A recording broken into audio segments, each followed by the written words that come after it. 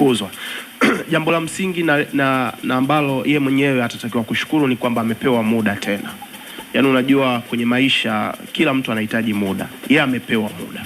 Kwa hiyo ni yeye ashindwe mwenyewe. Second chance. Second chance. Tena baada ya pressure kubwa kuzomewa. Imekuja tena na mtu ans, lakini second chance na mtu juu. Nadhani kwa mujibu wa vyanzo vyangu na nadhani kama mlisoma andiko langu juzi wakati na ripoti habari ya kocha wa Madagascar dili yake collapse, niliandika kwamba Romain Folz ataletewa msaidizi. Nadhani mlisoma hicho kitu. Ni kwa sababu vyanzo vyangu vilinitaarifu kwamba aliyekuwa kocha msaidizi wa Yanga Manu Rodriguez, yule Mspaniola, ameondoka Yanga kwa matatizo ya kifamilia. So Yanga walikuwa wanahitaji kupata replacement, na chanzo changu kilienda mbali zaidi kikanitaarifu kwamba miongoni mwa majina ambayo walikuwa wamependekezwa na baadhi ya watu kwenye uongozi wa Yanga ni kocha wa JKT kwa maana ya Ahmad Ali, lakini Yanga walihitaji mtu zaidi ya Ahmad Ali. Kwa hiyo wamekwenda kudondoka kwa Patrick Mabedi. Binafsi mimi ukiniuliza Patrick Mabedi kwa maana ya CV kati yake yeye na Yanga nani alimhitaji mwenzake, nitakwambia Mabedi alihitaji Yanga kuliko ambavyo Yanga ilimhitaji. Kwa sababu wamezungumza wenzangu kwamba alikuwa anacheza kama defender, ana jina kubwa pale Kaizer Chiefs, lakini tumtazame CV yake kama kocha. Amepita Platinum All Stars kama kocha mkuu na alifanikisha timu yake yani tunasema ilimaliza msimu ikiwa nafasi ya 9, si ndio? And then amepita Kaizer Chiefs amekuwa kama kocha msaidizi na baadaye amekuwa kama caretaker baada ya kocha mkuu kufukuzwa. And then amekwenda Black Leopards na pale naweza nikasema alimaliza miezi miwili tu na mwenzake Asosio wakafukuzwa. Yani kwa sababu aliajiliwa 2019 mwezi wa 7, wakafukuzwa mwezi wa 9. Yani baada ya miezi miwili wakafukuzwa wote wawili. And then ametoka hapo huko nyuma amewahi kuwa kocha msaidizi wa Malawi, amewahi kuwa caretaker. Sasa Malawi akamrudisha tena kama kocha wa muda baada ya kocha mkuu amefanyaje?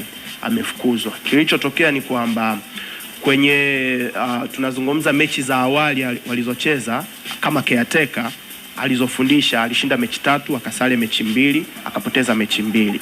Kwa hiyo chama cha soka cha Malawi kikafurahishwa na performance aliyekuwa ameiweka kama kocha, kikamwajiri kuwa kocha mkuu. Sasa kilichokuja kutokea ni nini? Baada ya kuajiriwa kama kocha mkuu, kwenye mechi 11 bwana Mabedi alifungwa mechi 8. Kwenye mechi 11 Mabedi Mtumbadi kapigwa mechi 12. Akapigwa mechi 8 na kibaya zaidi ni kwamba alipoteza mechi 5 mfululizo. Na mechi ya mwisho mechi moja ya mwisho ilikuwa ni dhidi ya Senegal. Alifungwa na timu ikafail kuqualify kwenye CAF, tunazungumza ni CAF inaitwaje hii? AFCON. Kwenye AFCON. Baada ya pale mwezi Oktoba mwaka 2014 chama cha soka cha Malawi kikamnyoa. Kwa hiyo tukiangalia kutoka mwezi Oktoba 2024 kuja sasa hivi ni Oktoba 2025, kuna kipindi cha mwaka mzima bwana Mabedi hakuwa na kazi, yani tuseme kama kocha hakuwa na kazi ya ukocha. Kwa hiyo ina maana mtu ambaye amekaa mwaka hatujui alikuwa anafanya nini. Inawezekana alikuwa anaongeza mbinu zake, anasoma zaidi ili kuja kuwa bora zaidi. Kwa hiyo I'm sure enough Yanga walipogonga hodi kwamba we need you, hakuna namna ambavyo angeweza kuangalia nyuma, kwa sababu Yanga ni timu kubwa. Huko kote alikopita maybe unaweza kuitaja Kaizer Chiefs, lakini alikuwa caretaker, alikuwa assistant coach. So Yanga walivogonga kwa sasa, yani inawezekana kuangalia nyuma kwa profile yake yeye na Folz. Nani angalau ana mafanikio kwenye level ya ufundishaji? Binafsi mimi sioni kama wote wana mafanikio, kwa sababu hapo ukinitajia wote wawili hakuna serial winner. Yani nani ana makocha kawaida? Yani ni makocha ambao wote bado wanatafuta sehemu ya kwenda kushinda, yani wanajitafuta kutengeneza CV, na sio kitu kibaya, kwa sababu ogopa sana mtu ambaye ana njaa bwana Juma.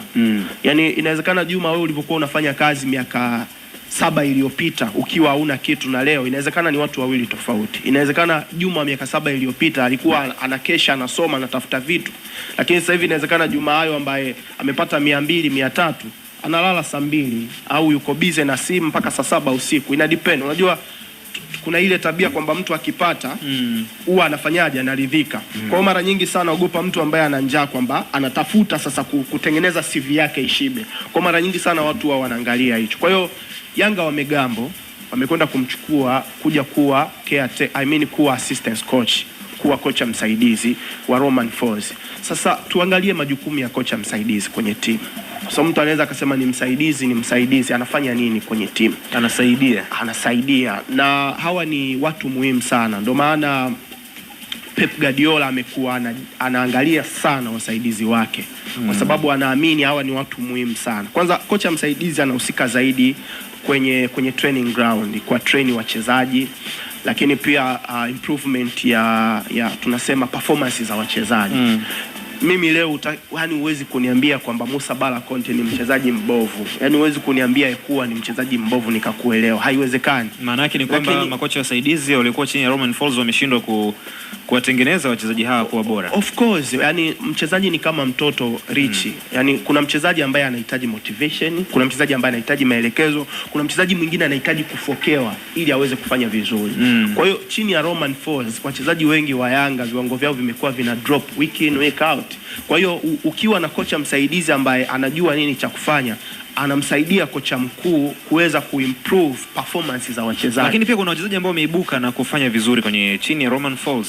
Samuel, lakini of course tunazungumzia wa big fish. Yani Musa Bala Conte mpaka sasa hivi. Yani hata ikuwa nani huyu Kouma mwenyewe, of course bado sijaona. Kuna kazi kubwa ambayo chini inabidi ifanyike kuweza kuimprove. Sio kwamba baadhi ya samani kidogo. Sio kwamba kuna baadhi ya wachezaji ambao sisi wenyewe ndo tuliwapa hiyo hype kubwa, pengine tuliangalia hivyo, labda kuna mechi chache tu walikuwa wazuri, lakini kiuhalisia wana viwango vya kawaida. Mtu kama Musa Bala Conte, mtu kama Celestine Ekua, Lassine Kouma pengine ndo mchezaji ambaye tuseme ndo anakuwa taratibu, sababu kiumri pia ni mdogo. Sio kwamba sisi ndo tuliwapa level hizo, wakati level zao ziko sehemu fulani ambazo sio kubwa. Of course unajua tunamzungumzia Ekua ambaye ni second top scorer kwenye ligi ya Cote d'Ivoire msimu uliopita.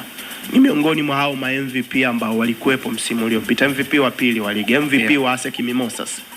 Wachezaji ambao wamekuwa wanatoka Cote d'Ivoire always wamekuwa wana performance nzuri. Na mtazame huyu Ekua akienda Chad anawekewa mazingira mazuri ya kuperform, anafunga karibu kila mechi, anafanya vizuri. Kwa nini akija Yanga chini ya Romain Folz anaonekana kuwa takataka? Kwa hiyo muda mwingine unahitaji kuwa na kocha msaidizi ambaye atasaidia kuimprove performance za wachezaji. And then wakati mechi inaendelea, kocha msaidizi anatakiwa kuangalia mchezaji gani anachoka, yani anatakiwa kuangalia fatigue za wachezaji. And then kwenye mabadiliko anakuwa ni mshauri mkuu, anaweza kumwambia kocha mkuu, bana tufanye tactical change, huyu atoke aingie mwingine, you see. Lakini pia kwenye issue za man management, sasa tunatoka nje ya uwanja, jinsi ambavyo watu wanaishi na wachezaji, jinsi ambavyo wanaongea na wachezaji, wanawamanage wachezaji, wanalinda discipline na kila kitu. Kwa hiyo ukija kuangalia kwa kifupi, makocha wasaidizi wana majukumu makubwa sana, lakini ukiangalia kwa picha ya kawaida huyu ni msaidizi, lakini huko nje inawezekana wanafanya kazi kubwa kuliko hata makocha wako. Okay. Kwa hiyo Romain Folz ameletewa mtu. Wote ni wanafunzi. Folz ni mwanafunzi, Mabedi naye ni mwanafunzi. Sasa wote wana darasa la ngapi na darasa la ngapi sasa? Huyu ni darasa la 6 au darasa la 7? Ambaye nani ni wala 7? Wala 7 nani? Wa darasa la 7. Wa darasa la 7 si mtumbaji kidogo. Wote ni wanafunzi. Wanachotakiwa kufanya sasa hivi ni kuwaaminisha kwa watu kwamba wana uwezo wa kuipeleka Yanga kwenye nchi ya ahadi. Kwa sababu Yanga ilivyo haioni shida kumfukuza mtu baada ya wiki au mwezi. Na wote hawana mafanikio. Subiri nani Ashrafu. Wote hawana mafanikio kama ulivyosema, na timu ina mafanikio. Manake wamebebeshwa hapa mzigo mzito ujue. Ndio maana nakwambiaje? Yani lazima tuwe wa kweli. Mafanikio ya Yanga kwa kipindi cha miaka minne tu iliyopita, huo ni mzigo tosha ambao ukibebeshwa wewe unatakiwa kuwa exceptional kuweza kubeba vizuri. Kwa hiyo walichokifanya viongozi wa Yanga ni kuamini kwenye generation mpya ya wanafunzi na kuwapa kazi. Sasa hao wanafunzi wanatakiwa kuthibitishia umma kwamba wanaweza kubeba hiyo mikoba kuipeleka Yanga kwenye nchi ya ahadi. Lakini kama watashindwa kufanikisha mambo, Yanga waoni shida baada ya wiki mbili unasikia mtu amenyolewa.